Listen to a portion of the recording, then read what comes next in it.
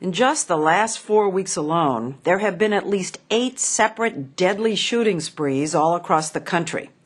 Some of this can be linked to the recession, since several of the gunmen had lost their jobs. The recession is having an effect in another surprising way. In past downturns, people stocked up on things like canned soups.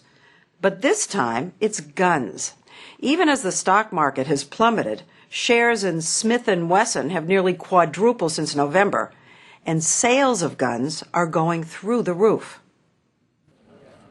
When we showed up at the weekend gun show in Richmond, Virginia, the line to get in went around the building. How many guns will be sold at a show like this over a weekend like this? Probably thousands. Philip Van Cleve, the president of Virginia's largest gun rights group, took us on a tour inside a world that's part arms bazaar, part antiques roadshow. And while the memorabilia may not be to everyone's liking, when it came to firearms, there was a perfect gun here for every taste. These are pretty nice looking. Yeah, some of them, they've actually made guns in colors. A lot of women like pink guns. The good thing about a pink gun is a man will never steal it from you. You could tell gun sales are up because all around us, dealers and customers were busy filling out the paperwork needed for FBI background checks. Since November, the number of background checks nationally has jumped over 30% compared to last year. With that kind of demand, are the prices going up? Yeah, the prices have gone up. In fact, a rifle like this, which is $700, probably a year ago would have been about half of that. One reason, he says, people are willing to dole out the cash during this financial meltdown is the financial meltdown.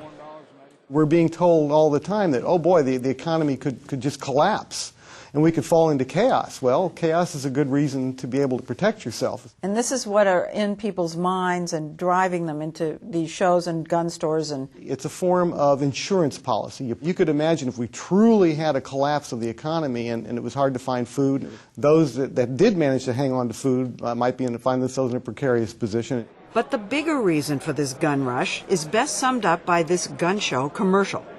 Buy, sell, trade up, and cash in. Celebrate the Second Amendment and get your guns while you still can. While you still can is code for Barack Obama wants to take your guns away and reimpose the ban on assault weapons. President Obama, when he was a senator in Illinois, pushed for every gun ban he could. I actually heard that the ammo was going quickly because people are afraid he's going to increase taxes on ammunition. That's another possibility. Certainly a gun wouldn't be any good without ammunition. People are stockpiling bullets. 3 hours into the show, empty stock trays piled several feet high. Fear of Obama has actually created a national ammo shortage. Is the gun lobby whipping up these fears? I don't know. I don't think so. I think the elections took care of that themselves. The number of FBI background checks does not reflect all the gun sales because of something called the loophole. In Virginia and more than 30 other states, people who aren't gun dealers, like this gentleman with the rifle slung over his shoulder, can sell firearms at gun shows without conducting background checks. Actually, these men can sell their guns anywhere, here, in private homes, or out of their cars. You can see that you have cars you have a tag from Maryland. We met Gerald Massengill, former police superintendent of Virginia, in the parking lot. He showed us license plates from up and down the East Coast. And they come here. And they come here because that's where the guns are easier to buy. Virginia is a main source of guns that end up in crimes in several northern states where gun controls are stricter. You probably can walk this parking lot and find people selling guns out of the trunk of their vehicles. And that's legal. And that's legal. There are no restrictions in Virginia against private sales as far as background checks. And again, that amazes me that in this day and time we would not want to know as sellers whom we're selling to. But imposing any restrictions on gun sales in Virginia is nearly impossible. Consider what happened when a bill was introduced to close just the gun show loophole following the 2007 Virginia Tech massacre. With overwhelming public support, it was sure to pass, given the outrage over the worst shooting in modern U.S. history. 32 students and teachers were shot and killed by a mentally disturbed student, Sung-Wee Cho. Lily Habtu, who was shot in the jaw and survived, says the loophole must be closed. Convicted felons can walk into a gun show. The mentally ill can go into a gun show and purchase whatever they want.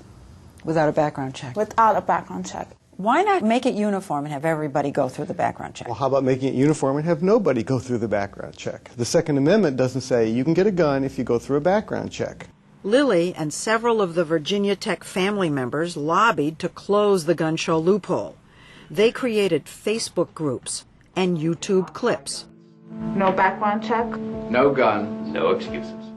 Omar Samaha, whose 18-year-old sister Rima was killed that day, testified before Virginia lawmakers that he went to the Richmond gun show one day and bought a dozen weapons in an hour, including an assault rifle and a Glock that was stronger than the one used to kill my sister. Did you ever have to show any identification? No.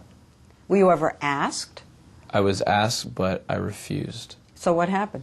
They either sold me the gun still, or they said, pay me $15 more and I'll go without looking at your ID. Here's one of the big arguments. Cho didn't get the guns from a gun show. And he did show his ID. There was a background check on him. But so the next show will go to a gun show, because it's that simple. It's just like buying a candy bar. It really is. But if one side thinks the lesson of the Virginia Tech massacre is we need more gun control, the other side, the gun lobby, says it proves we need less. Philip Van Cleve says the ban on guns on college campuses should be lifted. If just one student, 21 or older, had a permit and had been armed that day, I mean, the first time a police officer showed up, they didn't even fire a shot. He saw the police come and he killed himself. It was over. The first time somebody would have been able to show him resistance that would have stopped him, I'm convinced he would have killed himself and probably saved a whole bunch of lives at that point. Arming all those young people. Wonder who's fighting in Iraq for us right now. But, you know, you could have a lot of them be like Cho. If they do, there will be plenty of other 21, 22, 23, and older people there to make sure that he doesn't get very far. When the Virginia Senate voted in February on closing the gun show loophole, it was a real stunner. The bill lost by 2 votes. The bill fails to pass. The gun rights forces prevailed.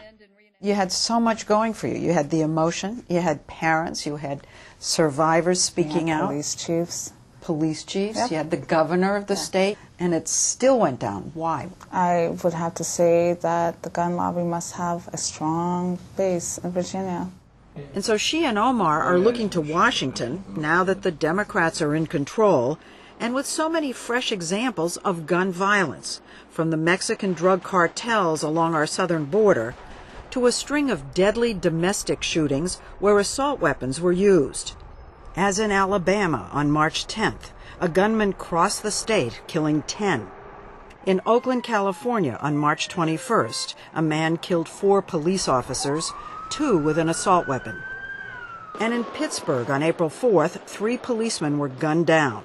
The suspect's friends say that he had lost his job and that he was afraid President Obama was about to reinstate the assault weapons ban that had passed under President Clinton but was allowed to expire under President Bush.